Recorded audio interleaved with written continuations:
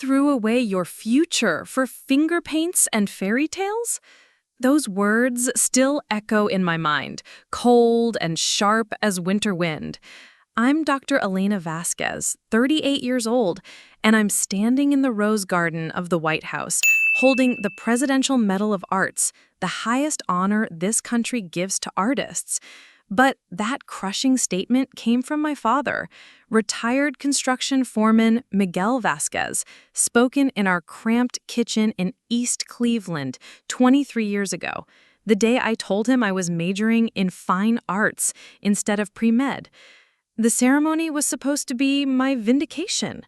200 of the most influential people in America, senators, CEOs, Nobel laureates, had gathered to watch the president honor 12 artists who'd transformed the cultural landscape of our nation. My installation piece, Invisible Chains, had traveled to 47 countries, sparked international conversations about trauma and healing, and raised over $30 million for veteran mental health programs. Museums fought to display my work, universities offered me chairs. The art world knew my name. But as I stood there in my navy silk dress, metal heavy against my chest, my phone buzzed with a text from my sister Carmen. Dad's watching the ceremony on C-SPAN. He hasn't said a word in 20 minutes, just staring at the screen. I should have felt triumph. Instead, I felt that familiar, hollow ache, the same one I'd carried since I was 15, standing in our kitchen with acceptance letters to art programs scattered across the table like fallen leaves, while my father looked at me like I'd just confessed to a crime. You see, Miguel Vasquez had built his entire identity around one belief. Art was for rich people who could afford to waste time. In his world, you worked with your hands to build something real. Houses, bridges, foundations that lasted. You didn't chase dreams that left you hungry. He'd immigrated from Honduras with nothing but calloused hands and an ironclad promise to give his children what he never had: security, education, a path to respect. When I told him I wanted to study art, he didn't yell. That would have been easier to forgive. Instead, he went quiet for 3 days. When he finally spoke, it was to place a stack of medical school brochures on my bed with a note: "Doctors save lives. Artists starve beautifully." But I'd already fallen in love with the way charcoal could capture grief, how oils could hold hope, how sculpture could make the invisible tangible. Art wasn't just what I wanted to do, it was how I breathed, how I understood the world, how I made sense of the chaos in my own heart. The day I left for the San Francisco Institute of Fine Arts, he drove me to the airport in silence. When I hugged him goodbye, he whispered, "Call me when you come to your senses." That was August 2003. I kept waiting for him to ask about my work, my exhibitions, my life. He never did. Now, 20 years later, I was holding the highest artistic honor in America, and all I could think about was that kitchen conversation. How do you celebrate reaching the summit when the person whose approval you've unconsciously chased your entire life still sees you as lost? The president had just finished her speech about how art illuminates the darkness and shows us whose we can become. The audience was still applauding when I noticed a commotion near the entrance to the Rose Garden. A man in full military dress uniform, Navy by the look of the stripes, was speaking urgently to the Secret Service detail. Admiral Rebecca Sterling, Chief of Naval Operations, a woman whose very presence commanded rooms full of generals. I recognized her from news coverage, the first female CNO in Navy history, known for her strategic brilliance and unwavering integrity. She was pointing toward me, and whatever she was saying was causing quite a stir among the security team. Then something unprecedented happened. Admiral Sterling walked directly toward the podium where I stood, past senators and Supreme Court justices, past tech billionaires and media moguls. The crowd fell silent, sensing something unscripted was about to unfold. She stopped 3 feet from me, came to attention, and in a voice that carried across the entire garden said, "Dr. Vasquez, Admiral Rebecca Sterling, United States Navy, permission to address you and the assembled guests. Permission to speak from a 4-star admiral to me." I nodded, not trusting my voice, my heart hammering against my ribs. "Dr. Vasquez," she began, her voice steady and clear, "6 months ago, I visited the Naval Medical Center in Portsmouth. In the trauma ward, I found something that stopped me cold. Your installation, the weight of coming home, had been quietly installed there by private donors. I watched Marines, warriors, who'd seen combat in 3 different theaters, standing before your sculpture, some of them crying for the first time since they'd returned stateside. The garden was silent except for the rustle of wind through the trees. What you call art, Dr. Vasquez, we call a miracle. Your work has saved more lives than most field hospitals. It's given voice to pain that medical texts couldn't touch, healing to wounds that surgery couldn't reach. You haven't wasted anything. You've weaponized hope." My hands trembled as she continued, but I kept my eyes steady, professional, even as my heart shattered and rebuilt itself with every word. "On behalf of the United States Navy and every service member whose demons you've helped them face, I want to say what perhaps no one has said to you directly. Thank you for choosing the harder path. Thank you for believing art could heal when the rest of us only saw pretty pictures. And thank you for proving that some battles can only be won with beauty." Then, Admiral Sterling did something that made the entire Rose Garden gasp. She saluted me. A 4-star admiral saluting an artist. As I returned the salute, awkwardly, inexpertly, but with every ounce of respect I possessed, I thought of my father, watching this moment on television, maybe finally understanding that some fortresses can only be built with imagination, and some victories can only be won with paint and clay, and the stubborn belief that broken things can be made beautiful again. I wasn't always the artist standing in the Rose Garden receiving salutes from admirals. But I am now, and that journey from dismissed dreamer to nationally recognized healer is one that cost me everything I thought I wanted and gave me everything I never knew I needed. My name is Dr. Elena Vasquez, and I hold a doctorate in therapeutic arts from Stanford University. I'm 38 years old, and my work hangs in the Museum of Modern Art, the Smithsonian, and in veteran hospitals across 47 states. But more importantly than where my art is displayed is what it does when people encounter it. My signature installation series, Invisible Chains, has been credited with the Department of Veterans Affairs with reducing suicide attempts in participating medical facilities by 37%. That's not an abstract number. That's Marcus Thompson, who stood in front of my piece, The Weight of Silence, for 2 hours before finally asking a nurse for help. That's Sarah Kim, who saw herself reflected in my sculpture, Fractured But Standing, and realized she wasn't broken beyond repair. That's hundreds of warriors who found words for wounds that had no names. The Presidential Medal of Arts isn't just a pretty necklace. It's recognition that art can be medicine, that creativity can be combat against the darkness that follows people home from war zones, from trauma centers, from the invisible battlefields where souls get wounded. The president herself said my work had revolutionized trauma therapy and redefined the role of art in healing. But credentials and awards tell only part of the story. The real measure of my authority comes from the letters I receive daily, from therapists who use my pieces in PTSD treatment, from families who say my work helped them understand their loved one's pain, from veterans who tell me my sculptures were the first things to make them feel seen since they came home.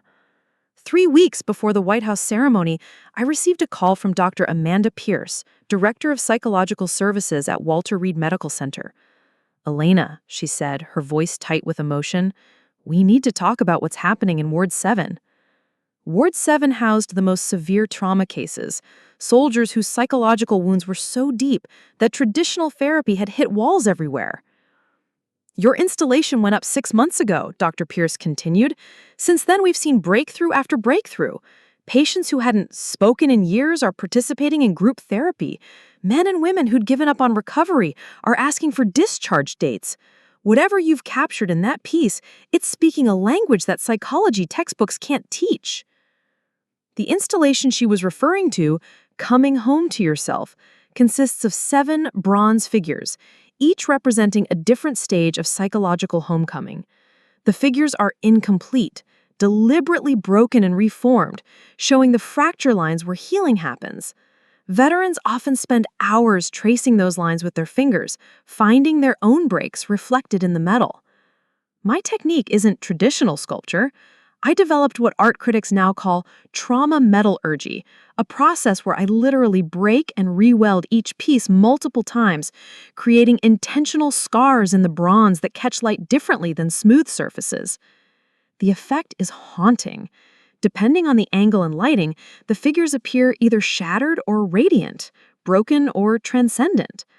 The method came from my own therapy journey. After years of trying to paint perfect pictures of pain, I realized that healing isn't about erasing scars, it's about integrating them into something stronger. The breaks become the most beautiful parts, the places where light enters. Major universities now offer courses in Vasquez method therapeutic art. The Veterans Administration has commissioned 43 of my pieces for permanent installation. Last year, the Journal of Art Therapy published a special issue dedicated to quantifying the healing impact of my work, something no artist in history had achieved at this scale. But beyond the institutional recognition, beyond the academic papers and the government contracts, is the quiet authority that comes from knowing your work matters in ways that transcend aesthetics. When a Marine Corps general calls you personally to say your sculpture helped his daughter understand why Daddy came home different, when a Gold Star mother tells you your piece helped her process her son's death, when therapists say they've never seen trauma patients respond so powerfully to any intervention, that's when you realize you're not just making art, you're making medicine. The path to this authority wasn't paved with gallery openings and art school connections. It was built through night shifts at the VA hospital where I volunteered for 7 years, learning how trauma lives in the body. It was forged through countless conversations with veterans who taught me that some pain is too complex for words, but can be expressed through form and space and the way light falls on metal. My workshop in Oakland isn't a pristine studio space. It's a converted warehouse where the smell of welding torch smoke mingles with coffee, and the sound of hammer against bronze creates a rhythm that's part meditation, part exorcism. This is where I've spent the last 15 years learning to translate invisible wounds into visible hope. The credibility I carry isn't just academic or institutional. It's earned through showing up, day after day, to witness suffering and transform it into something that helps others witness their own. It's the authority that comes from refusing to look away from the darkest parts of human experience and finding ways to make them bear light. So when Admiral Sterling saluted me in the Rose Garden, she wasn't just honoring an artist. She was recognizing someone who'd learned to weaponize beauty in service of healing, who'd proven that imagination could be as powerful as medicine, and who'd built a bridge between the world of art and the world of service, a bridge strong enough to carry the weight of warriors coming home. The wound began when I was 7 years old, standing in our living room in East Cleveland, watching my father burn my drawings in the fireplace. I'd spent weeks creating what I thought was a masterpiece, a crayon drawing of our family standing in front of a house that wasn't the cramped duplex we actually lived in, but the house I imagined we could live in someday. In my 7-year-old mind, I'd drawn us wealthy and happy, with a big yard and flowers everywhere. I'd even included our neighbor's dog, Rex, because in my perfect world, we'd have pets too. I was so proud of that drawing. I'd used every crayon in my box, carefully staying inside the lines I'd drawn with my ruler. When I showed it to Papa during dinner, his face darkened in a way I'd never seen before. "Elena," he said, his voice dangerously quiet. "What is this?" "It's our family, Papa. In our dream house. He stared at the drawing for a long moment, then folded it carefully and set it beside his plate. After dinner, without explanation, he took it to the fireplace. I followed him, confused, as he struck a match. "Papa, what are you doing?" "Teaching you about dreams, mija." He held the flame to the corner of my drawing. Dreams burn. Dreams don't put food on the table. Dreams don't pay rent. I watched my crayoned family curl and blacken, the bright yellows and blues dissolving into ash. But it wasn't just the drawing burning. Something inside me was crumbling too, something I didn't yet have words for. You want to know why we don't have that house, Elena? Because my father filled my head with dreams too. Dreams of being a teacher back in Tegucigalpa. Dreams don't survive immigration, mija. Dreams don't survive poverty. The only thing that survives is work, real work, with your hands that produces something people need. He knelt down to my level, his calloused hands gripping my shoulders. You have a good brain, Elena. Too good to waste on pictures. You're going to be a doctor. Doctors help people. Doctors make money. Doctors don't end up like... He gestured around our tiny living room with its secondhand furniture and water stains on the ceiling. Like us? I whispered. Like failures, he said, and those two words branded themselves into my 7-year-old heart. From that night forward, any time I reached for crayons or asked for art supplies, Papa would repeat the same phrase. Doctors save lives, Elena. Artists save nothing. When I tried to draw during homework time, he'd take away my pencils. When I asked for paints for Christmas, I got medical textbooks instead. Elementary ones, but still thick books with pictures of hearts and lungs that I was supposed to find fascinating. The message was clear and constant. Creativity was selfishness, art was indulgence, and dreaming was a luxury our family couldn't afford. But the worst part wasn't the burned drawings or the confiscated art supplies. The worst part was watching Papa's own light dim as the years passed, because I discovered years later that he'd drawn too. Mama showed it to me, in secret, a small box hidden in their closet. Inside were pencil sketches Papa had made as a young man, beautiful, precise architectural drawings of buildings he'd dreamed of designing. He was so talented, mija, Mama whispered, holding up a sketch of a cathedral that took my breath away. In Honduras, he was going to study architecture. Then the economy collapsed and his family needed money. He came here to work construction, send money home. He was supposed to go back after 2 years and finish his education. Why didn't he? Mama's eyes filled with tears. Because 2 years became 5. And 5 became 10, and then she met me, and you came along, and the dreams got buried under the weight of survival. He's not cruel, mija. He's scared. Scared that if you chase what he couldn't catch, you'll end up broken like him. I stared at Papa's sketch, seeing talent that rivaled anything in my art history books, and I finally understood. He wasn't just afraid I'd fail as an artist.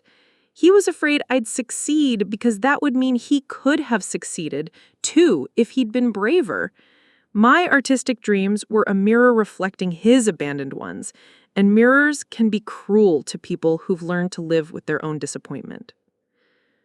But understanding his fear didn't make it hurt less when he dismissed my high school art teacher's suggestion that I apply to specialized programs. It didn't soften the blow when he threw away my portfolio the night before college application deadlines, forcing me to reconstruct months of work in a single weekend. And it didn't ease the sting when he refused to look at my acceptance letter to the San Francisco Institute of Fine Arts, instead leaving medical school brochures on my pillow like a passive-aggressive prayer. The deepest cut came during my senior year of high school, when I won the citywide Young Artist competition. The piece was a sculpture made from discarded construction materials, broken concrete, bent rebar, shattered glass, that I'd transformed into something that looked like a phoenix rising. I titled it From the Ashes, thinking about all the burned drawings, all the dismissed dreams. When they announced my name as the winner, I looked into the audience where Papa sat with his arms crossed, his face stone. After the ceremony, as other parents congratulated their children, he walked up to my sculpture and stared at it for a long moment. "You used construction waste," he said finally. "Yes, Papa, I wanted to show how broken things can become beautiful." He touched one of the rebar wings with his finger, traced the curve I'd spent weeks perfecting. For a moment, I thought I saw something soften in his expression, recognition, maybe even pride. Then he pulled his hand back and said the words that would echo in my mind for the next 20 years. "Beauty doesn't pay bills, Elena. This is exactly what I'm talking about. You take materials meant for building real things, homes, bridges, foundations, and you turn them into this, decoration. You're wasting everything useful for something pretty." He walked away before I could respond, leaving me standing next to my award-winning sculpture, feeling like the most successful failure in the world. That night, I understood that my choice wasn't just between art and medicine. It was between honoring my father's survival and honoring my own soul, between safety and authenticity, between his love and my truth. And the cruelest part was realizing that Papa's love was real, fiercely, protectively real.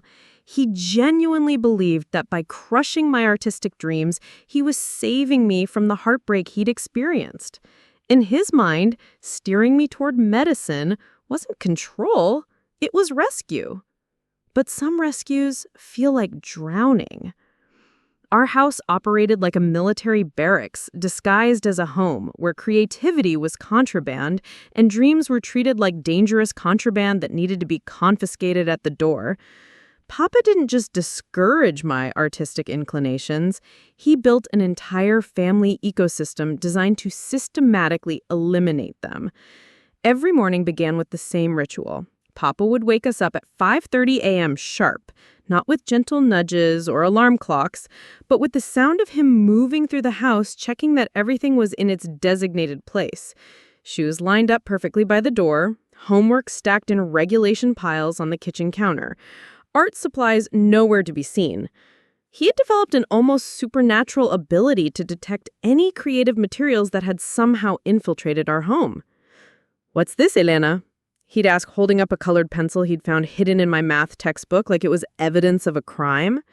"It's just for school projects, Papa." "School projects use regular pencils. This is for playing." The colored pencil would disappear into the kitchen drawer where forbidden items went to die, a drawer that also contained my confiscated sketch pads, the watercolor set my art teacher had given me, and the pottery clay I'd smuggled home from class. Breakfast conversations were interrogations disguised as family time. Papa would quiz Carmen and me on our grades, our plans for the day, our progress toward serious goals. But embedded in these seemingly normal check-ins were constant reminders of the acceptable path. "Elena got an A in chemistry," Mama would say proudly. "Good. Chemistry is the foundation of medicine," Papa would respond, then turn to me. "What did you learn about the cardiovascular system this week?" It didn't matter that I was 15 and taking basic biology, not medical school courses. Papa had decided I was pre-med, and he structured every conversation to reinforce that identity. When I excelled in English literature, he'd dismiss it as fine for communication skills with patients. When I struggled with calculus, he'd hire a tutor and say, "Doctors need to understand complex calculations for drug dosages." Every achievement was filtered through the lens of how it would serve my predetermined future. Every interest that deviated from his plan was gently, persistently redirected. The living room walls told the story of Papa's vision for our family. No finger paintings from childhood, no school art projects, no creative evidence that children lived here. Instead, he'd hung his construction awards, certificates from safety training courses, and photos of buildings he'd helped construct. The message was clear. This is what meaningful work looks like. This is what success looks like. This is what you should aspire to create. But the most suffocating aspect of our household wasn't what Papa said. It was what he didn't say. Silence was his most powerful weapon against anything he deemed impractical. When I came home excited about a sculpture project, he wouldn't argue or forbid it. He'd simply not respond, continuing to read his newspaper as if I hadn't spoken. When I tried to show him something I'd drawn, he'd look through me like I was invisible, then ask Carmen about her homework. This calculated silence was more devastating than any argument. Arguments could be won or lost, but silence made me disappear. It taught me that my authentic self was so worthless it didn't even merit acknowledgement. Carmen learned early to navigate Papa's expectations differently than I did. She was naturally drawn to practical subjects, math, science, organization. While I struggled against the current, she swam with it, earning praise and approval that I watched from the sidelines. Not because Papa was his favorite, but because she fit more naturally into the mold he had created. "Why can't you be more like your sister?" Papa would ask when I brought home a report card with A's in art and English, but B's in chemistry. Carmen understands priorities. Carmen wasn't the enemy. She was just as trapped as I was, but in a golden cage that felt more comfortable. Years later, she'd confess that she'd always envied my courage to resist, but at the time, her compliance felt like survival, and my rebellion felt like betrayal of the family's collective effort to achieve security. Dinner conversations became strategic negotiations where I learned to camouflage my true interests. Instead of talking about the mural I was working on in art class, I'd discuss the anatomy unit in biology. Instead of sharing my excitement about a poetry assignment, I'd ask Papa about his workday, deflecting attention away from anything that might trigger his disappointment. The house itself seemed to absorb this creative suppression. Colors became muted, decoration minimal, beauty functional rather than inspiring. We had plates for eating, not for aesthetic pleasure. We had walls for shelter, not for displaying anything that might feed the soul. Even our clothing choices were subtly regulated. Practical colors, durable fabrics, nothing too expressive or attention-grabbing. "We're not here to impress anyone," Papa would say when I admired a classmate's artistic jewelry or colorful clothing. "We're here to work hard and build something real." Friends rarely visited our house, partly because Papa's intensity made other teenagers uncomfortable, but mostly because our home wasn't designed for joy or creativity. It was designed for productivity, for preparing serious children for serious futures. Other kids could sense this invisible weight. The way conversations got carefully monitored, the way laughter got measured, the way anything too spontaneous or colorful seemed to violate some unspoken rule. Even our weekend activities reinforced Papa's worldview. While other families might visit museums or attend cultural events, we went to construction sites where Papa worked overtime, or to the homes of his colleagues where adult conversations centered on work, responsibility, and the practical challenges of providing for families. "This is how you build a life," Papa would say, showing me blueprints for apartment buildings or bridges. "Foundation first, then structure, then finishing touches. You can't start with decorations, Elena. You can't build a house starting with paint colors." The metaphor was clear. Art was decoration. Medicine was foundation. Dreams were finishing touches. Careers were structure. And in Papa's engineered environment, foundations always came first, even if it meant the decorations never came at all. By the time I was 16, I'd learned to live a double life. The obedient pre-med daughter at home, and the secret artist at school who stayed late to work on projects, who hid sketchbooks in my locker, who felt most alive during the stolen moments when I could create without supervision or judgment. But living divided takes a toll. I was becoming two people, and neither felt entirely real. The moment of defiance came during my junior year of high school on a rainy Tuesday afternoon in October when everything changed because of a woman named Mrs. Catherine Rousseau. Mrs. Rousseau was our new art teacher, a transplant from New York who'd taken the position at Lincoln High after her husband got transferred to Cleveland for work. She was different from any teacher I had encountered, sharp-eyed, uncompromising, and possessed of an almost supernatural ability to see potential where others saw problems. She wore paint-stained scarves as badges of honor and had this way of looking at student artwork that made you feel like she was reading your soul through your brushstrokes. 3 weeks into the semester, she'd been watching me work during our sculpture unit. While other students chatted and worked casually on their clay projects, I attacked mine with an intensity that bordered on desperation. I was creating a piece about barriers, literally building walls within walls, each one smaller and more confining, until at the center sat a tiny figure with its hands pressed against the innermost barrier. "Mrs. Vasquez," Mrs. Rousseau said quietly, approaching my workstation, "stay after class today. We need to talk." My stomach dropped. I'd been careful to follow all the assignment parameters, to create something technically competent, but not too revealing, not too passionate. I thought I'd been flying under the radar successfully. When the classroom emptied, Mrs. Rousseau pulled up a stool next to my work area and studied my sculpture for a long moment. Then she looked directly at me with those penetrating gray eyes. "How long have you been hiding?" she asked. "I'm sorry?" "This piece, it's extraordinary work, but it's screaming with restraint. Every line, every curve, every decision you've made is technically perfect and emotionally suffocated. You're creating like someone's watching over your shoulder, ready to criticize. So I'll ask again, how long have you been hiding?" The question hit me like a physical blow. I felt tears threatening and fought them back, maintaining the composed mask I'd perfected over years of family dinners and redirected conversations. "I don't know what you mean, Mrs. Rousseau."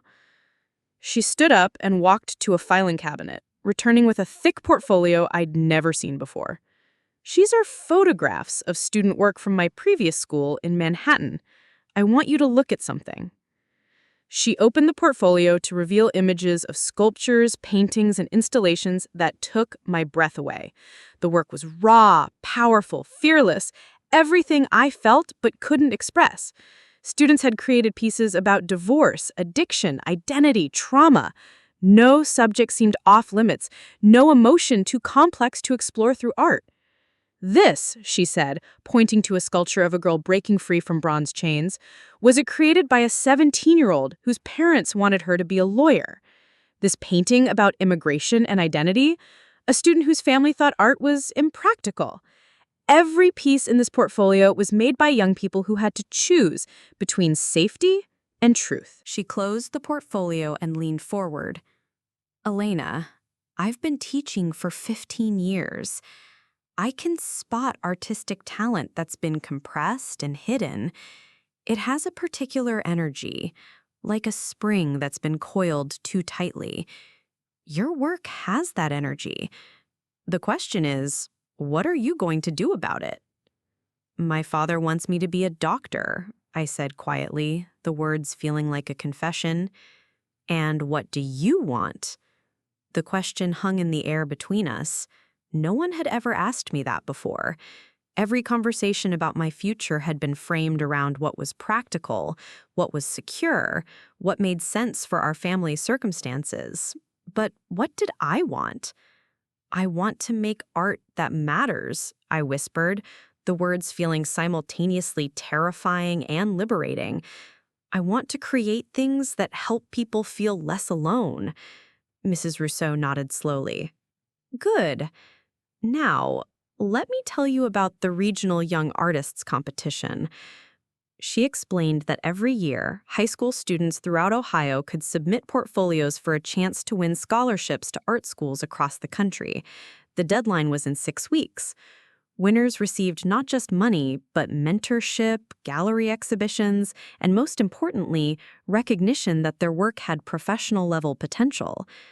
"I think you should enter," she said simply. "Mrs. Rousseau, you don't understand. My father would never." "I'm not asking your father to enter. I'm asking you."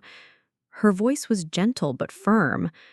"Elena, at some point, every artist has to decide whether they're going to live their own life or someone else's vision of their life. That decision usually comes in the form of a single moment, a single choice that determines everything that follows." She pulled out an application packet. This is your moment. This is your choice. That night, I sat in my bedroom staring at the application materials. The requirements were substantial: 10 original pieces, an artist's statement, letters of recommendation, and a 15-minute presentation about my artistic vision. I had some pieces hidden in various places, sketches tucked between textbook pages, small sculptures wrapped in towels at the back of my closet, but nothing that felt exhibition ready. For 3 days, I carried that application packet with me everywhere, pulling it out during lunch breaks and study halls, reading the requirements over and over while my heart hammered against my ribs. I was terrified, but underneath the fear was something I'd almost forgotten: excitement. Pure electric excitement about the possibility of being seen for who I really was. The decision crystallized on Friday afternoon when I overheard Papa talking to Mama in the kitchen about my grades. Elena's chemistry grade dropped to a B+. We need to get her a tutor before this affects her college applications. Medical schools don't accept anything less than excellence. He wasn't asking whether I wanted to be a doctor. He was planning my medical career like a construction project, with careful attention to requirements and deadlines, but no consideration for what was happening inside the structure he was building. That weekend, while Papa worked overtime at a commercial construction site, I spread the application materials across my bedroom floor and made the choice that would change everything. I was going to enter the competition. Not because I expected to win — the thought of actually succeeding felt too impossible to contemplate — but because Mrs. Rousseau was right. This was my moment to choose between living authentically and living safely, between honoring my father's dreams for me and honoring my own dreams for myself. I started with my artist's statement, writing and rewriting until I found words that felt true. Art is the language we use when regular words aren't enough. My work explores the space between who we're expected to be and who we actually are, between the structures that protect us and the structures that imprison us. As I wrote those words, I felt something shifting inside me, a door opening that had been locked for so long I'd forgotten it existed. I was no longer just Papa's obedient daughter, or the good student who colored inside the lines. I was Elena Vasquez, artist, and I was finally ready to claim that identity. But claiming it would mean risking everything Papa had worked to build for our family. It would mean disappointing the man who'd sacrificed his own dreams to secure mine. It would mean choosing myself over his love. And I did it anyway. The backlash began before I even submitted my portfolio. Papa discovered my secret, the way secrets are always discovered in small houses, through carelessness born of exhaustion. I'd been working on my competition pieces for 3 weeks, staying late at school to use the art room, hiding materials in my locker, and creating an elaborate system of lies about study groups and tutoring sessions that didn't exist. The deception was wearing me thin, making me sloppy in ways that normally I never would have been. It was a Thursday evening in late November when I made the fatal mistake of leaving my artist's statement rough draft in my calculus textbook. Papa had developed a habit of spot-checking our homework, not because he understood advanced mathematics, but because academic diligence was something he could monitor and control. When he opened my calculus book to verify I'd completed my problem sets, my handwritten pages about authentic artistic expression and the courage to create truth fluttered to the kitchen floor like evidence at a crime scene. I was upstairs when I heard the silence. Not regular quiet, but the kind of charged silence that precedes explosions. Then I heard Papa's voice, dangerously calm, calling my name. When I entered the kitchen, he was sitting at our small dining table with my artist's statement spread before him like a prosecutor reviewing evidence. Mama stood by the sink, her shoulders tense, already sensing the storm that was coming. "Sit down, Elena." I sat across from him, my heart hammering so hard I was sure he could hear it. "What is this?" He held up the pages.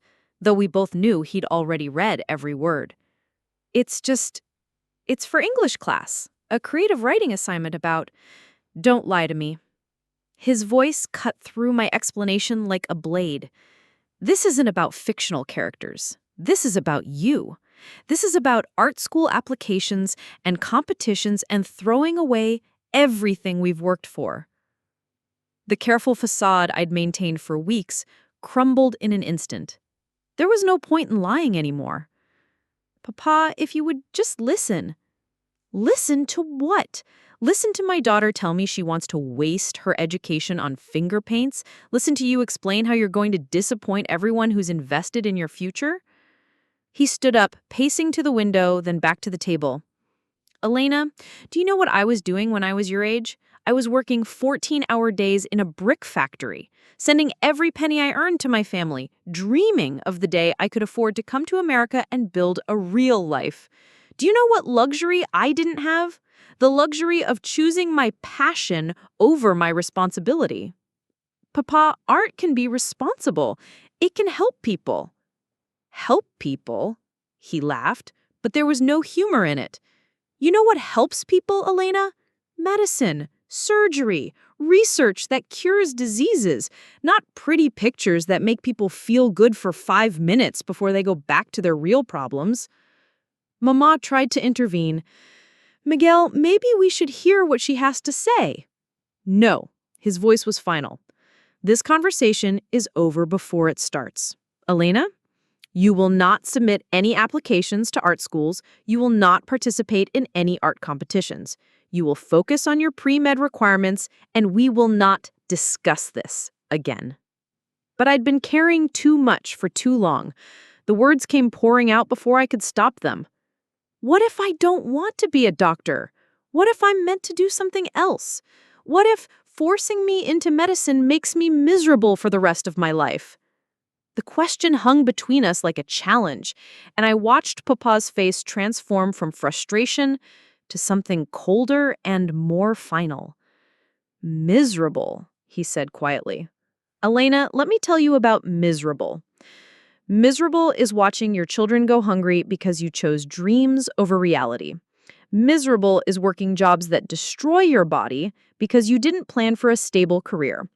Miserable is being 50 years old and realizing that all your artistic talents don't pay for your parents' medical bills or your children's education. He sat back down, leaning forward intently. You think art will make you happy? Art will make you poor. Art will make you desperate. Art will make you exactly like me, someone who gave up everything practical for something beautiful and spent the rest of his life paying for that mistake.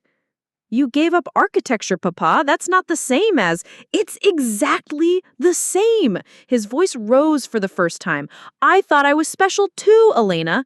I thought my drawings were going to change the world. You know where those drawings are now? In a box in our closet next to medical bills and late payment notices and all the other evidence of what happens when you choose passion over practicality. The kitchen fell silent except for the hum of the refrigerator and the sound of my own ragged breathing. But Papa wasn't finished. This ends now, Elena. Tonight. You will bring me every piece of artwork you've hidden in this house. You will withdraw from any art classes that aren't required for graduation. And you will spend the time you've been wasting on this hobby studying for the MCAT prep course I'm enrolling you in this weekend. Papa, please. This is not a negotiation. This is me saving you from the biggest mistake of your life. That night, I lay in bed listening to the sounds of my secret life being dismantled. Papa had confiscated not just my competition materials, but every sketch, every sculpture, every piece of creative expression I'd accumulated over the years.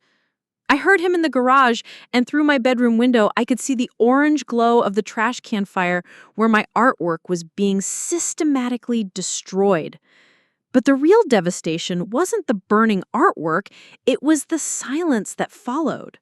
For 2 weeks, Papa didn't speak to me except when necessary. No good morning greetings, no questions about my day, no shared meals where he asked about my grades. I had become invisible in my own home, a ghost haunting the spaces where his daughter used to exist. Carmen tried to mediate, suggesting to Papa that maybe there was some compromise possible, some way for me to pursue both art and medicine. His response was swift and brutal. Anyone who encourages Elena's delusions is working against this family's future. Suddenly, Carmen stopped making eye contact with me at dinner. Mama's hugs became shorter, more careful. Even our family friends seemed to sense that something had shifted. When Mrs. Rodriguez from church asked about my college plans, Papa answered for me. Elena's going to be a doctor. She's very focused on her studies. The isolation was surgical in its precision. Papa didn't yell or punish me in obvious ways. Instead, he simply removed his attention, his approval, his presence from my life. And in a family where love was expressed through shared goals and mutual support, his withdrawal felt like emotional exile. Mrs. Rousseau noticed my absence from after-school art sessions and eventually cornered me in the hallway. "Elena, what happened? You missed the competition deadline." I couldn't meet her eyes. My father found out. He doesn't think art is practical. She was quiet for a long moment. "And what do you think?" "I think it doesn't matter what I think anymore."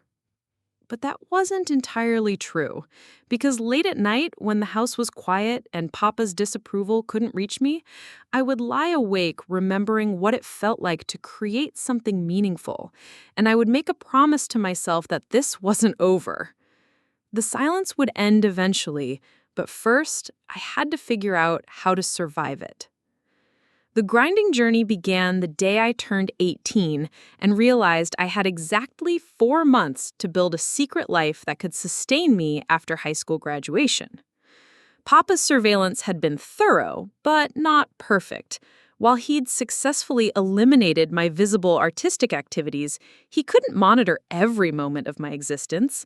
I learned to work in the spaces between his attention, early mornings before he woke, lunch periods at school, the 20-minute walks to and from the bus stop where I could sketch in a palm-sized notebook I kept hidden in my jacket pocket. My first act of quiet rebellion was getting a part-time job at Morrison's Art Supply, a dusty little shop downtown that Papa would never have reason to visit. I told him I was working at the medical supply store next door. Technically true, since both businesses shared the same building and the same owner, Mrs. Dorothy Morrison, who'd been running both operations for 30 years. "Good," Papa said when I showed him my first paycheck. "Learning about medical equipment will help with your pre-med studies." What I was actually learning was the language of artistic materials. Mrs. Morrison, a former gallery owner who'd moved to Cleveland after her husband's retirement, became my inadvertent mentor. She taught me about different types of clay, the varying weights of paper, how to mix colors to achieve specific emotional effects. More importantly, she taught me how to see my artistic impulses as professional skills rather than frivolous hobbies. "Art isn't just self-expression, dear," she said one afternoon as I helped her inventory shipments. "It's problem-solving, communication, technical expertise, and emotional intelligence, all wrapped up into one discipline. The doctors who come in here buying supplies for their therapeutic art programs understand that creativity heals in ways that traditional medicine sometimes can't reach." That comment planted a seed that would eventually grow into my life's work. But at 18, I was simply grateful to be surrounded by the tools of creation again. I started small, buying single pencils and tiny sketch pads with my employee discount, hiding them in various locations throughout the city. I had supplies stashed in my school locker, in a hole I'd carved out in a tree at the park where I sometimes ate lunch, and eventually in a small storage unit I rented with cash from my paychecks. The storage unit became my secret studio. Unit number 47 at Cleveland Storage Solutions, a windowless 8x10 space that I transformed into the creative sanctuary Papa had tried to eliminate from my life.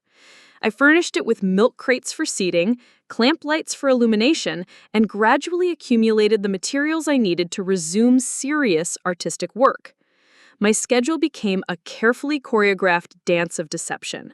School from 7:30 to 3, work at Morrison's from 3:30 to 7, dinner at home where I played the role of the dutiful pre-med student, then homework until Papa went to bed at 10:30. Once the house was quiet, I would sneak out through my bedroom window, take 3 buses across town to my storage unit, and work until 2 a.m. before reversing the journey. The physical exhaustion was brutal. I was surviving on 4 hours of sleep per night, sustained by convenience store coffee and the electric energy that comes from finally doing what you're meant to do. My grades suffered slightly, not enough to trigger Papa's intervention, but enough that I had to work twice as hard to maintain the academic performance expected of a future doctor. But the artistic growth was exponential. Without the constraints of class assignments or anyone else's expectations, I began developing a personal style that felt authentic for the first time. Working primarily with found materials, metal scraps from construction sites, broken concrete from sidewalk repairs, discarded plastic from the storage facility dumpsters, I created sculptures that explored themes of reconstruction and hidden strength. My breakthrough piece from this period was called Invisible Architecture, a 6-foot-tall sculpture made entirely from materials I'd collected during my secret nighttime excursions. Using rebar, chicken wire, and fragments of broken mirrors, I created a structure that appeared chaotic and damaged from a distance, but revealed intricate patterns and intentional beauty when viewed up close. The mirrors reflected light in unexpected ways, creating the illusion that the piece was internally illuminated. The creation process taught me something crucial about my artistic identity. I wasn't interested in pretty things or decorative objects. I was drawn to transformation, taking materials that had been discarded, broken, or deemed worthless, and revealing their hidden potential.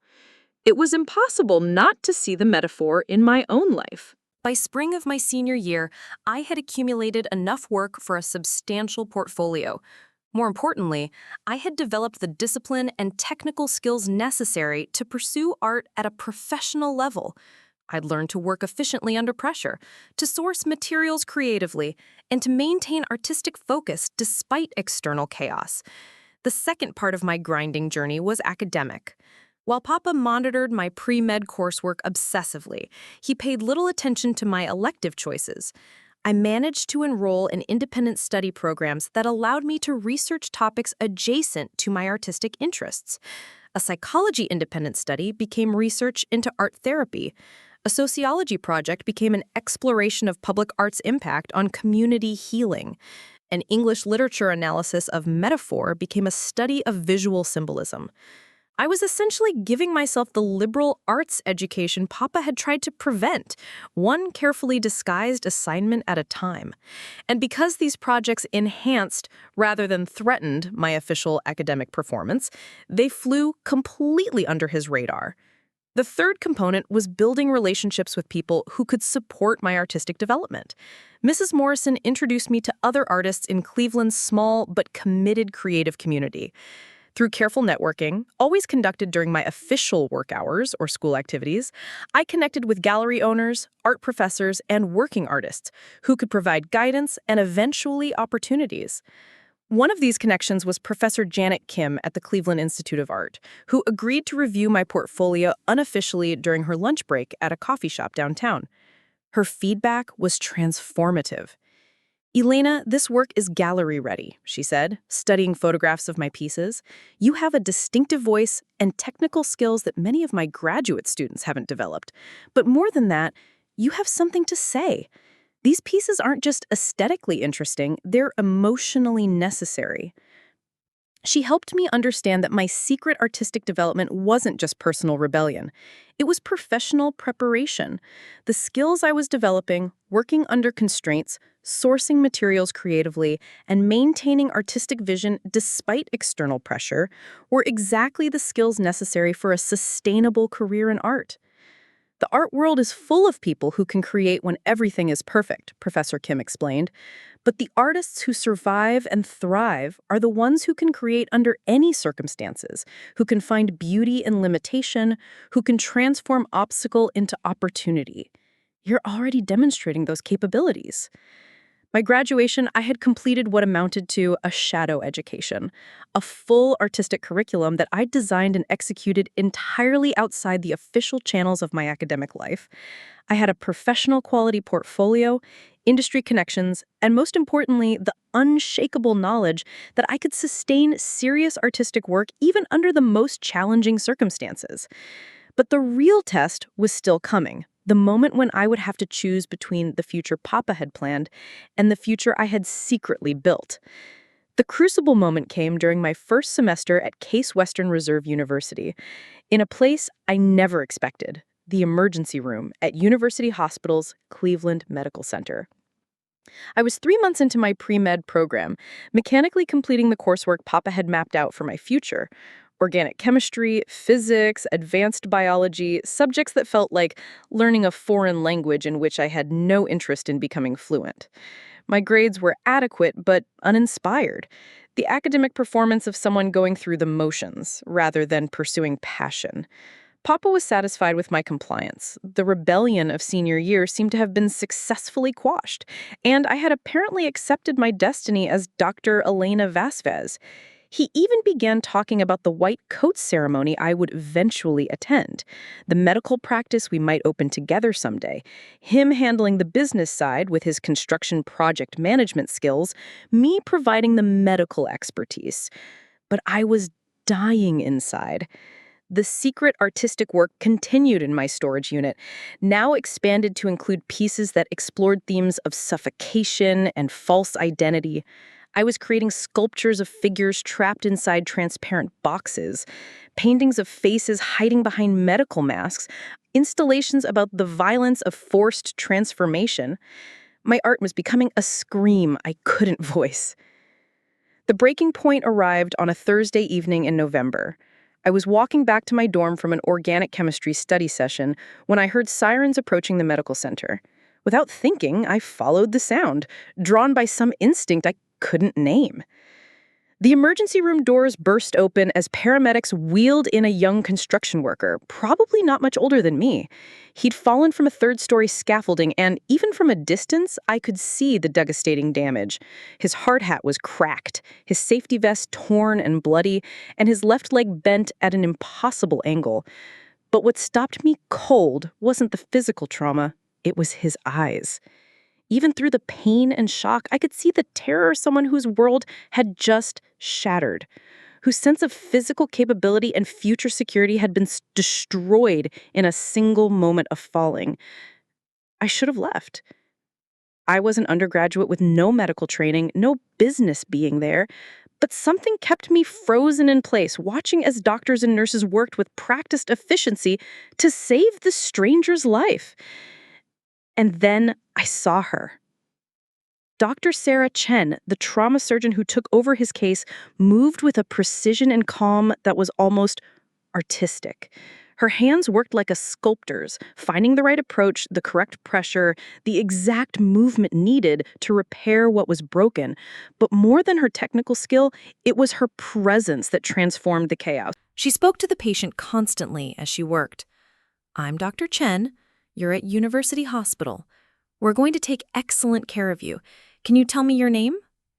"Marcus," he whispered through the oxygen mask. "Marcus, I need you to know that you're going to be okay. I know everything feels broken right now, but we're going to fix what we can and help you adapt to whatever we can't. Your job right now is just to breathe and let us work." As she explained each procedure, each medication, each decision, I realized she wasn't just treating his injuries, she was treating his terror. She was using words like tools, crafting calm out of chaos, rebuilding his sense of safety one sentence at a time. The surgery lasted 4 hours. I had no rational reason to stay, but I couldn't leave. I found myself in the waiting area, surrounded by Marcus's family, his wife Sophia, his elderly mother, his 2 young children who kept asking when Daddy would be able to play soccer again. When Dr. Chen finally emerged from surgery, still in her scrubs, she didn't just deliver a medical report. She sat down with the family and spoke to them like human beings facing the most terrifying night of their lives. The surgery went well. We were able to save his leg, but there will be a long recovery. He'll need multiple follow-up procedures, extensive physical therapy, and his mobility will be permanently affected. This is going to change your family's life in significant ways. Sophia started crying. Will he be able to work? Construction is all he knows. Dr. Chen's answer changed everything for me. Right now, let's focus on healing. But I want you to know that our hospital has partnerships with vocational rehabilitation programs, art therapy initiatives for trauma recovery, and support groups for families adjusting to disability. Healing isn't just about repairing tissue. It's about rebuilding hope and finding new ways to create meaning. Art therapy. The words hit me like lightning. After the family left for the night, I approached Dr. Chen in the hallway. My heart was pounding, but I had to ask. Dr. Chen, I'm a pre-med student, and I heard you mention art therapy. Can you tell me more about that? She looked at me with tired but kind eyes. Are you interested in trauma medicine? I'm interested in healing, I said, and the honesty of that statement surprised me. But I'm also an artist. I've been told those interests are incompatible. Dr. Chen smiled. The first genuine smile I'd seen from her all night. Follow me. She led me through corridors I'd never seen before, to a wing of the hospital I didn't know existed.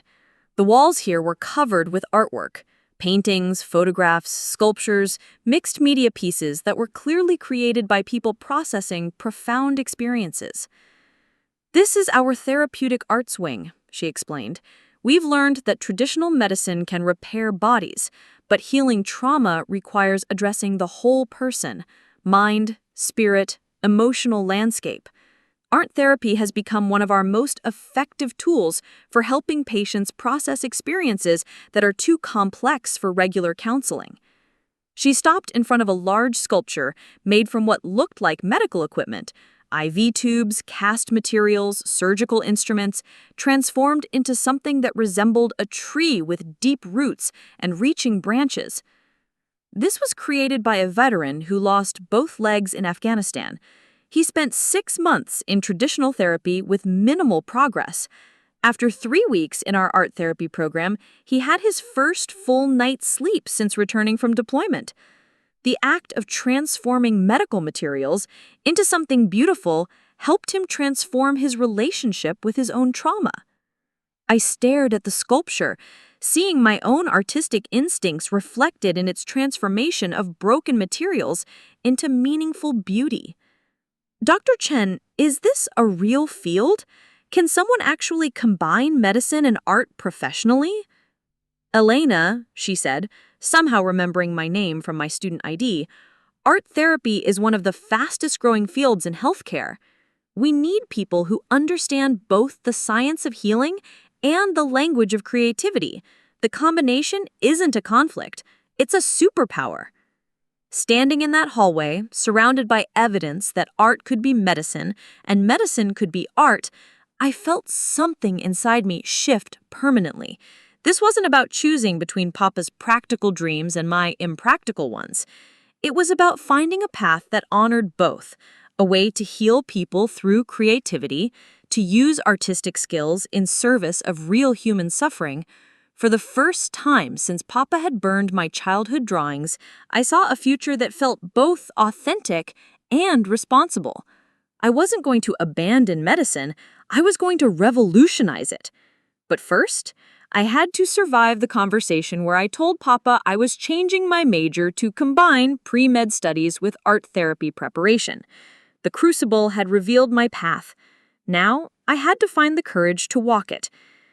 The shift in recognition began subtly, like dawn breaking, so gradual that at first, even I didn't notice it was happening.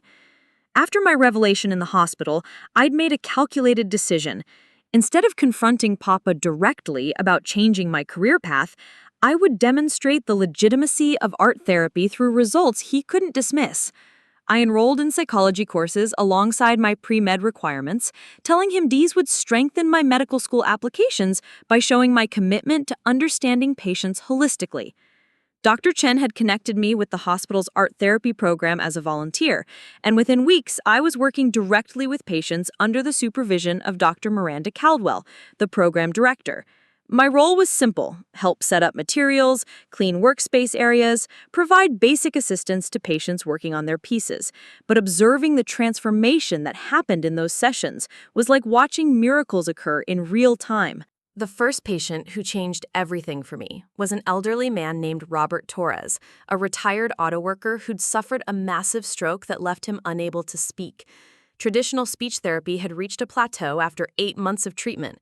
He could understand everything being said to him, but the words remained trapped inside his mind, creating a frustration so intense that his family described him as disappearing into anger. When Robert first entered our art therapy session, he sat with his arms crossed, radiating hostility toward what he clearly saw as a waste of his time. Dr. Caldwell placed a lump of clay in front of him, without explanation, along with simple tools. "You don't have to make anything specific," she said gently. "Just see what wants to happen." For 20 minutes, Robert stared at the clay. Then, with movements that seemed to surprise even him, he began to work. His hands, which had struggled to hold a spoon steadily, moved with increasing confidence as he shaped the material. What emerged over the next hour was a detailed sculpture of hands, working hands, capable hands, hands that remembered their purpose even when words had been stolen. When the session ended, Robert looked up with tears streaming down his face. He pointed to the sculpture, then to his chest, then made a gesture that clearly meant, "This is me." It was the first successful communication he'd achieved since his stroke. Dr. Caldwell noticed my reaction. "Elena, you're seeing something important here. Want to tell me what you observed?" "The clay gave him a language when words weren't available," I said. "He could express his identity, his competence, his frustration, everything that speech therapy couldn't access." "Exactly. And did you see how his fine motor control improved while he was focused on creation rather than rehabilitation exercises?" I had seen it. When Robert concentrated on making something meaningful rather than practicing prescribed movements, his damaged neurological pathways seemed to find alternate routes to function. That observation led to my first real contribution to the program. I suggested we document not just the psychological benefits of art therapy, but the measurable physical improvements: motor control, cognitive function, pain management. Dr. Caldwell was intrigued enough to let me design a simple research protocol. Within 3 months, I had data showing that patients in our art therapy program showed 40% greater improvement in fine motor skills compared to traditional rehabilitation alone. The results were significant enough that Dr. Caldwell asked me to present them at the hospital's monthly medical staff meeting. The presentation room was filled with doctors, administrators, and department heads. I stood at the front with my carefully prepared slides, my heart hammering, knowing that Papa was in the audience. He'd attended because Dr. Chin had mentioned to him that his daughter was presenting research on innovative rehabilitation techniques.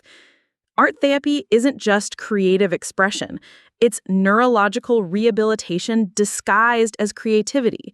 When patients focus on creating something meaningful, their brains form new pathways that traditional exercises often can't stimulate. I showed before and after videos of Robert working with clay, highlighting the obvious improvement in his hand coordination and cognitive engagement. I presented data on reduced medication needs for anxiety and depression among art therapy participants. I demonstrated how creative activities could address multiple therapeutic goals simultaneously: physical rehabilitation, emotional processing, social reintegration, and cognitive stimulation. Dr. Harrison Webb, the chief of rehabilitation medicine, asked the question I'd been hoping for. "Ms. Vasquez, what's your educational background? Are you pursuing art therapy certification?" "I'm currently pre-med, but I'm also studying the intersection of artistic practice and medical intervention. I believe there's enormous potential for integrating creative therapies into traditional medical treatment." After the presentation, something shifted in how the medical staff interacted with me. Instead of treating me like an undergraduate volunteer, they began to ask for my input on challenging cases. Dr. Chin started consulting me about patients who weren't responding well to traditional approaches. Other department heads requested information about incorporating art therapy principles into their own programs. But the most significant change was in Papa's demeanor when we drove home that evening. "Elena," he said quietly, "I didn't understand what you were doing at the hospital." "What do you mean?" "He thought you were just playing with crafts, helping people pass time while they recovered." He paused at a red light and looked at me directly. "But those doctors were listening to you like you were already one of them. Dr. Webb asked me afterwards if you were planning to specialize in rehabilitation medicine." For the first time in years, I heard something in Papa's voice that wasn't disappointment or redirection. It was curiosity, maybe even the beginning of respect. "Papa, art therapy is real medicine. It's not decoration or entertainment. It's using creativity as a tool to heal trauma, rebuild neurological function, help people recover capabilities they thought they'd lost forever." He was quiet for several blocks, then, "Show me more about this." That weekend, Papa accompanied me to the hospital for the first time. I introduced him to Robert, who was now speaking single words while working with clay, and to Maria Santos, a young mother recovering from a car accident who was using painting to process PTSD symptoms. I showed him the research data, the patient improvement charts, the testimonials from families whose loved ones had made breakthrough progress through art therapy. By the end of his visit, Papa was asking detailed questions about the program structure, the training requirements, the career prospects for art therapists. He approached it like he approached construction projects, wanting to understand the foundation, the structural integrity, the long-term viability. Dr. Caldwell pulled me aside as we were leaving. "Elena, your father asked me about graduate programs that combine medical training with art therapy certification. He wanted to know about career stability, average salaries, opportunities for advancement. I think he's beginning to see this as legitimate medical practice." That night at dinner, Papa made an announcement that changed the entire trajectory of our family dynamic. "Elena has been doing important work at the hospital," he told Mama and Carmen. "The doctors there respect her research. They think she has potential to become a leader in a new field of medicine." He paused, choosing his words carefully. "I may have been wrong about art being impractical. When art can help stroke patients recover movement, when it can reduce the need for psychiatric medications, when it can speed healing, that's not decoration. That's medicine." Mama reached across the table and squeezed my hand. Carmen smiled wider than she had in months, and Papa, for the first time since my senior year of high school, looked at me with something that resembled pride. The recognition was spreading beyond the hospital walls. Other medical professionals began asking for consultations on integrating creative therapies into their treatment protocols. I was invited to speak at a regional conference on innovative rehabilitation techniques. Medical students started seeking me out for advice on alternative career paths that combined healthcare with other interests. But the most meaningful validation came from the patients themselves. Robert, who was now speaking in full sentences during art sessions, told Dr. Caldwell that I understood what words couldn't say. Maria credited our painting sessions with helping her feel safe in her own mind again. Other patients began specifically requesting to work with the young woman who speaks art and medicine. I was no longer hiding in storage units or sneaking around to pursue my authentic interests. I was being sought out, consulted, recognized as someone whose unique combination of skills was valuable to the medical community. The girl who'd once been told that art was impractical was becoming a pioneer in proving that creativity could be the most practical healing tool of all. The moment of ultimate vindication arrived on a Tuesday morning in March, during what started as a routine presentation to the hospital's board of directors about expanding the art therapy program. I'd been working at university hospitals for 18 months, and our pilot program had generated results that were impossible to ignore. Patient satisfaction scores in our wing were the highest in the hospital. Recovery times had decreased by an average of 30%. Most importantly, we documented cost savings of over $2.3 million annually through reduced medication needs, shorter hospital stays, and decreased readmission rates. The board meeting was scheduled to review our data and decide whether to make art therapy a permanent, funded department rather than a volunteer-supported program. I'd prepared extensively, knowing this presentation would determine whether my vision of medicine through creativity could become institutionalized or would remain a small experimental initiative. What I didn't expect was to find the conference room filled not just with hospital administrators, but with representatives from the Department of Veterans Affairs, the Ohio Department of Health, and most shocking of all, Admiral Rebecca Sterling, Chief of Naval Operations, who'd flown in specifically for this presentation. Dr. Patricia Wong, the hospital's chief medical officer, introduced the meeting with unusual formality. Ladies and gentlemen, we're here today to review what may be the most significant innovation in trauma treatment our hospital has ever developed. Our art therapy program, pioneered by Elena Vasquez, has attracted national attention for its unprecedented success in treating complex PTSD, traumatic brain injury, and severe depression. She gestured toward Admiral Sterling. We're honored to have Admiral Sterling with us today because the Navy has been monitoring our results with great interest. Their preliminary assessment suggests that our protocols could revolutionize treatment for returning service members. My hands trembled slightly as I set up my presentation materials. In the back row, I spotted Papa, who'd taken a personal day from his construction job to attend. Mama sat beside him, wearing her best dress, her hands folded tightly in her lap. I began with the case studies. Robert's return to speech, Maria's victory over PTSD, dozens of other patients whose lives had been transformed through the intersection of art and medicine. But 30 minutes into my presentation, Admiral Sterling raised her hand. Ms. Vasquez, may I interrupt with a question? The room fell silent. Of course, Admiral. I've read your research extensively, and I've visited 3 other hospitals attempting to replicate your protocols. They're having limited success. What do you think makes your approach uniquely effective? It was the question I'd been hoping someone would ask because it allowed me to explain the heart of everything I'd discovered. Admiral Sterling, I believe the difference is that most programs treat art as therapy, something you do to feel better. Our approach treats art as medicine, something that literally rewires neurological pathways and creates new possibilities for function. When patients create something meaningful, they're not just expressing emotions, they're building cognitive bridges that medical intervention alone can't construct. I moved to my computer and pulled up a brain scan comparison. This is Marcus Johnson, a veteran who came to us with severe TBI and hadn't spoken in 8 months. Traditional speech therapy showed minimal brain activity in communication centers. But watch what happens during art creation. The second scan showed dramatic increases in neural activity across multiple brain regions, not just creative centers, but areas responsible for language, motor control, and emotional regulation. When Marcus sculpts, his brain creates new pathways around damaged areas.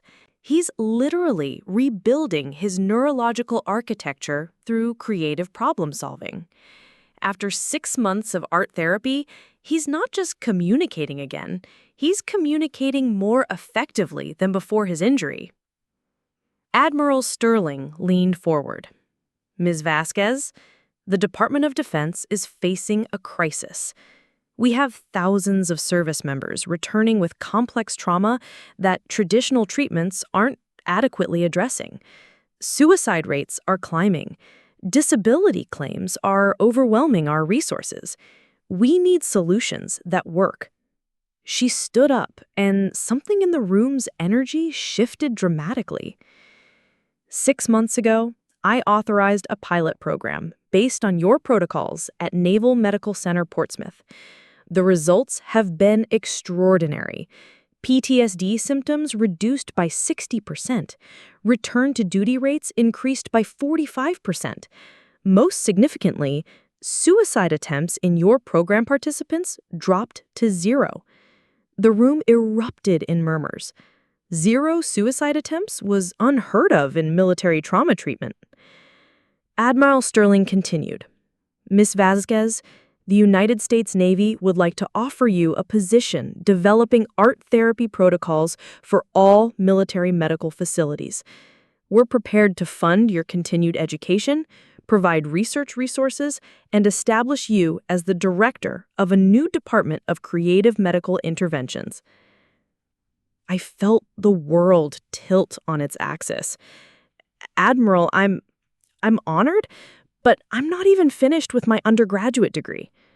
"We're aware of that. We're offering you a direct path to graduate education with full military scholarship support, followed by immediate leadership of a national program. This isn't charity, Ms. Vasquez. This is recognition that you've discovered something revolutionary." Dr. Wong stood up next. "Elena, I should mention that 3 other hospital systems have contacted us about replicating your work. Johns Hopkins wants to establish a research partnership. The Mayo Clinic is offering you a fellowship position, and Stanford Medical School has created a new dual-degree program specifically based on your model, combining medical training with art therapy specialization." The offers kept coming. The VA wanted to hire me as a national consultant. The American Medical Association wanted to feature my work in their journal. Universities were offering full scholarships for graduate programs they'd designed around my research. But the moment that will stay with me forever was when Papa stood up in the back of the room. "Excuse me," he said, his voice carrying despite his nervousness. "Can I say something?" Admiral Sterling nodded graciously. "Of course." Papa walked to the front of the room, and I could see his hands shaking slightly. "My name is Miguel Vasquez. Elena is my daughter." His voice grew stronger. "For years, I thought art was impractical. I thought I was protecting her by steering her toward traditional medicine." He looked directly at me. I was wrong. Not just wrong about art, but wrong about what medicine could be. My daughter didn't choose between being practical and being creative. She proved that creativity is practical. She proved that art can save lives. He turned to address Admiral Sterling and the room full of medical professionals. "I'm a construction worker. I build foundations, walls, structures that keep people safe. But my daughter builds hope. She builds healing. She builds bridges between broken and whole." Papa's voice cracked slightly. "Elena, I'm sorry it took me so long to understand that some of the most important construction work happens with paintbrushes and clay instead of hammers and nails." Admiral Sterling began to applaud, and soon the entire room was standing, clapping not just for my professional achievements, but for the moment when a father publicly acknowledged that his daughter had been right all along. As the applause continued, I looked out at the faces in that room, medical professionals, military leaders, hospital administrators, all of them recognizing that the girl who had once been told art was worthless had created something invaluable. The vindication wasn't just professional. It was the moment when my authentic self and my family's approval finally aligned. When the path I'd fought to walk was revealed to be exactly where the world needed me to go. But the most profound realization was this: I hadn't won despite Papa's resistance. I'd won because of it. His challenges had forced me to prove that art wasn't just personally meaningful, it was medically necessary. Sometimes the greatest gift disguised as opposition is the demand to become so undeniably excellent that even skeptics become believers. The revelation came 3 months after the board meeting on a quiet Sunday afternoon, when Papa and I were working together in what had become our shared project, converting half of our garage into a small art therapy workspace for community veterans. The idea had emerged gradually after Papa witnessed the board meeting transformation. Instead of seeing my work as a threat to his practical worldview, he had begun approaching it like any construction project that needed proper planning and execution. He wanted to understand the technical requirements, the safety considerations, the structural modifications needed to create an effective therapeutic environment. We'd spent weekends together measuring spaces, researching ventilation systems for clay work, installing proper lighting for detailed artistic tasks. Papa approached each element with the same meticulous attention he brought to commercial construction, but now that precision was serving my vision rather than opposing it. On this particular afternoon, we were installing adjustable tables that could accommodate patients with varying physical limitations. Papa was explaining the mechanics of the hydraulic adjustment system when he suddenly stopped mid-sentence and sat heavily on one of the unfinished benches. "Elena," he said quietly, "I need to tell you something I should have told you years ago." I set down my screwdriver and turned to face him, sensing that this was going to be one of those conversations that changed everything. "When I was 23, back in Tegucigalpa, I had a chance to study architecture at the Universidad Nacional." He stared at his hands as he spoke. "I'd been accepted. I had drawings, plans, a portfolio that my professor said showed real promise. I was going to design buildings that would last centuries, create spaces that would inspire people." This wasn't entirely new information. Mama had shown me his old sketches years ago. But Papa had never spoken about his architectural dreams directly, and certainly not with this level of detail. The week before classes started, my father had a heart attack. Sudden, massive.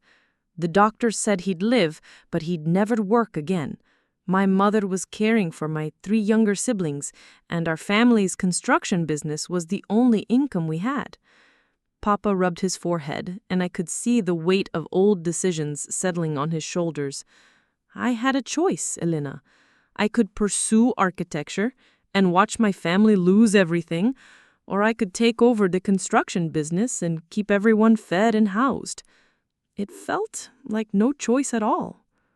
"Papa, you did what you had to do. You were being responsible." "No, mija. I was being afraid." His voice carried a heaviness I'd never heard before.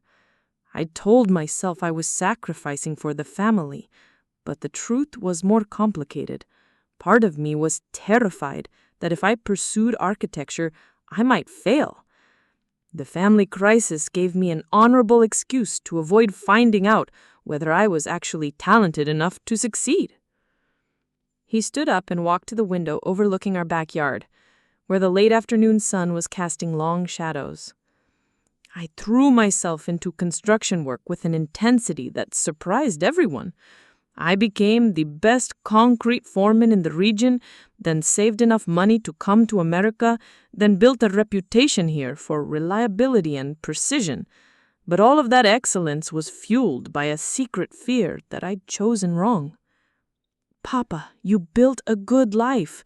You provided for your family. You should be proud of what you accomplished." He turned back to face me, and I saw tears in his eyes that I'd never seen before. "Elena, when I started drawing as a child, when you talked about art school, when you chose creativity over security, you were walking the path I'd been too afraid to take. Every time I looked at your artwork, I saw my abandoned dreams reflected back at me. Your courage reminded me of my cowardice." The garage fell silent except for the distant sounds of neighborhood children playing outside. I felt my understanding of our entire relationship shifting. When I burned your drawings, when I insisted you became a doctor, when I fought against your artistic aspirations, I wasn't protecting you from failure. I was protecting myself from the reminder that I'd given up without really trying. Papa sat back down, his shoulders sagging. "Do you know what the worst part is? I spent so many years convincing myself that artistic dreams were impractical, unrealistic, financially irresponsible. I built my entire identity around being the practical one, the responsible one, the man who chose reality over fantasy. But Papa, you were being responsible. My family needed me to find a way to pursue both dreams and responsibility, the way you did. Elena, you proved that the choice I thought I had to make was a false choice. You found a way to be both creative and practical, both artistic and financially stable, both true to yourself and valuable to society. He looked directly at me with an expression I'd never seen before. Not disappointment, not pride, but something closer to awe. When Admiral Sterling offered you that position, when those hospitals were competing for your services, when the medical professionals were treating you like a pioneer rather than a dreamer, I realized something that shattered everything I believed about the world. What was that? I realized that if I'd had your courage 25 years ago, I might have found the way to be both an architect and a provider. I might have discovered that creativity and responsibility aren't opposites, they're partners. Papa stood up and walked to the corner where I'd stored some of my early therapeutic sculptures. He picked up one of my pieces, a bronze figure breaking free from geometric constraints, and studied it carefully. This piece, Elena, this is what I should have done. Instead of seeing family obligations and artistic dreams as walls that boxed me in, I should have found a way to break free from that false limitation. He set the sculpture down gently and looked at me with complete honesty. I fought your artistic path because watching you pursue creativity felt like watching my younger self, the brave version of me that I'd buried under practical excuses. Every time you chose art over safety, you were showing me what courage looked like, and I hated being reminded of my own fear. Papa, it's not too late. You could still— No, mija. My time for architecture has passed, but my time for supporting your courage, that's just beginning. He smiled, and for the first time in years, it reached his eyes. I can't reclaim my abandoned dreams, but I can make sure your children never have to choose between authenticity and security, the way I thought I did. Papa walked over to me and placed his calloused hands on my shoulders. Elena, I'm not just proud of what you've accomplished, I'm grateful for what you've taught me. You've shown me that the most practical thing a person can do is figure out how to use their authentic gifts in service of something larger than themselves. He paused, choosing his words carefully. I spent 20 years thinking I'd saved the family by giving up architecture. But you've proven that the greatest gift I could have given my family was the example of someone who found a way to honor both their responsibilities and their dreams. As the sun set through the garage windows, casting warm light over our shared workspace, I finally understood that Papa's resistance hadn't been about not believing in my abilities. It had been about believing in them too much, enough to know that I might succeed where he had been afraid to try. The revelation transformed not just our relationship, but my understanding of courage itself. Sometimes the people who fight against our dreams are fighting their own abandoned possibilities. And sometimes the greatest act of love is refusing to let their fear become our limitation. 2 years later, I stood on the stage at the Kennedy Center in Washington, D.C., holding the National Medal of Arts and Humanities, surrounded by an audience that included the president, Nobel laureates, and leaders from every field imaginable. But the moment that mattered most wasn't the award ceremony itself. It was what happened 30 minutes before it began. I was in the green room, adjusting my navy blue dress and trying to calm my nerves, when an aide approached me with an unusual request. Dr. Vasquez, there's someone here who'd like to speak with you before the ceremony. Admiral Sterling is asking for a private moment. I found Admiral Sterling in a quiet corridor, still in her full dress uniform, but with an expression softer than I'd ever seen during our previous professional interactions. "Dr. Vasquez," she began, "I have something to tell you that goes beyond our official working relationship." She paused, seeming to gather her thoughts. "3 months ago, my son David returned from his third deployment in Afghanistan. He came home with severe PTSD and traumatic brain injury. Traditional treatment wasn't helping. He was withdrawing, not speaking, showing signs of severe depression. My heart clenched, knowing too well the story she was about to tell. We enrolled him in the art therapy program at Walter Reed using the protocols you developed. Elena, within 6 weeks, my son was communicating again. Within 3 months, he was not just managing his symptoms, but he was helping other veterans through his own creative work." Admiral Sterling's voice grew thick with emotion. "Last week, David created his first sculpture since his injury. It's called Coming Home to Myself, and it's the most beautiful thing I've ever seen. More importantly, when he showed it to me, he said, 'Mom, I found my way back.'" She straightened to her full military bearing, but her eyes remained soft. "Dr. Vasquez, your work didn't just revolutionize military medicine, it gave me my son back." As we walked toward the ceremony together, I thought about the journey that had brought me to this moment. The path from burned childhood drawings to national recognition hadn't been linear or easy, but every struggle had contributed to something larger than I could have imagined.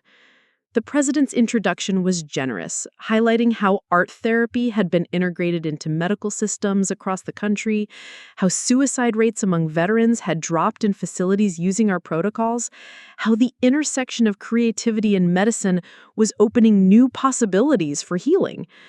But as I listened to the formal recognition, my mind was on the real measures of success. Marcus Johnson, the veteran who'd rebuilt his speech through sculpture, now ran his own art therapy group for TBI survivors. Robert Torres, the stroke patient who'd first communicated through clay, had become a volunteer teaching other patients that healing could happen at any age.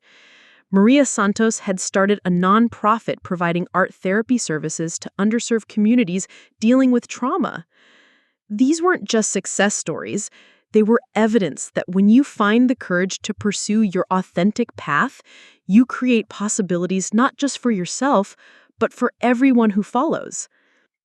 After the ceremony, as photographers captured official moments and dignitaries offered congratulations, I stepped outside onto the Kennedy Center's terrace overlooking the Potomac. I needed a moment of quiet to process the magnitude of what had happened. I found Papa standing by the railing, still wearing the suit he'd bought specifically for the occasion. He had been quiet during the reception, overwhelmed by the scale of the recognition, but clearly proud. "Mija, I've been thinking about something all evening," he said as I approached. "What's that, Papa?" "Remember when you were 7 and I burned your drawing of our family in the dream house?" The memory still stung, even after all these years. "I remember." I've been carrying guilt about that night for over 20 years, but tonight, watching you receive the highest artistic honor this country can give, I realized something. He turned to face me fully. "Elena, you didn't just prove that dreams can come true, you proved that dreams can become medicine. That little girl who drew our family in a beautiful house, she was seeing something I couldn't see then." Papa pulled a folded paper from his jacket pocket. "I want to show you something." He unfolded a drawing, clearly his work, done in pencil with the precision I remembered from his old architectural sketches. It showed a building, modern and beautiful, with large windows and healing gardens surrounding it. Above the entrance, carefully lettered, were the words, "Vasquez Center for Creative Medicine." "Papa, what is this?" "It's my design for the treatment center you're going to build someday. When you're ready to establish your own facility, to train the next generation of art therapists, to push this field even further, this is what I envision." I studied the drawing, seeing not just architectural skill, but deep understanding of what therapeutic spaces needed to accomplish. Natural light, flexible rooms, outdoor areas for large-scale work, comfortable spaces for families. You designed this? I've been working on it for months, researching therapeutic architecture, studying how physical spaces can support healing. I may have given up my architectural dreams, but I can still use those skills to support yours. Papa pointed to details in the drawing. See these skylights? They're positioned to provide consistent natural light for detailed artwork. These courtyards? They're designed for sculpture work and group sessions. And this wing here? That's residential space for patients who need extended treatment. As I absorbed the thoughtfulness and expertise evident in his design, I realized that Papa's journey toward understanding my path had been as transformative as my own journey toward claiming it. Elena, I spent so many years seeing your dreams as impractical because I'd never learned to dream practically. But you've taught me that the most practical thing in the world is figuring out how to use your gifts to serve something larger than yourself. He folded the drawing carefully and handed it to me. When you're ready to build this, I want to be your general contractor. Not because I need to control your vision, but because I want to help construct it. Standing on that terrace, holding my father's architectural vision for my medical dreams, I felt the circle finally complete. The little girl who'd drawn impossible houses had grown into a woman who could build impossible healing. The father who'd burned those childhood drawings had become the architect of spaces where such dreams could flourish. Papa, there's something I want you to know. What's that, mija? Every patient I've helped heal, every veteran who's found their voice again, every breakthrough we've achieved, none of it would have happened without your resistance. You didn't just teach me to be practical, you taught me to be so undeniably excellent that even skeptics become believers. Papa smiled, and in that smile, I saw not just pride, but peace. Elena, do you know what I learned tonight? Tell me. I learned that sometimes the greatest gift a parent can give a child isn't smooth sailing. Sometimes it's strong enough opposition to help them discover how powerful they really are. As we stood together overlooking the river, I thought about all the young people who might be struggling right now between authenticity and approval, between dreams and security, between who they are and who others need them to be. To those future dreamers, I would say this. The path between your authentic self and meaningful work isn't always direct, but it's always possible. Sometimes you have to prove that your impractical dreams are more practical than anyone imagined. Sometimes you have to build bridges between worlds that seem incompatible.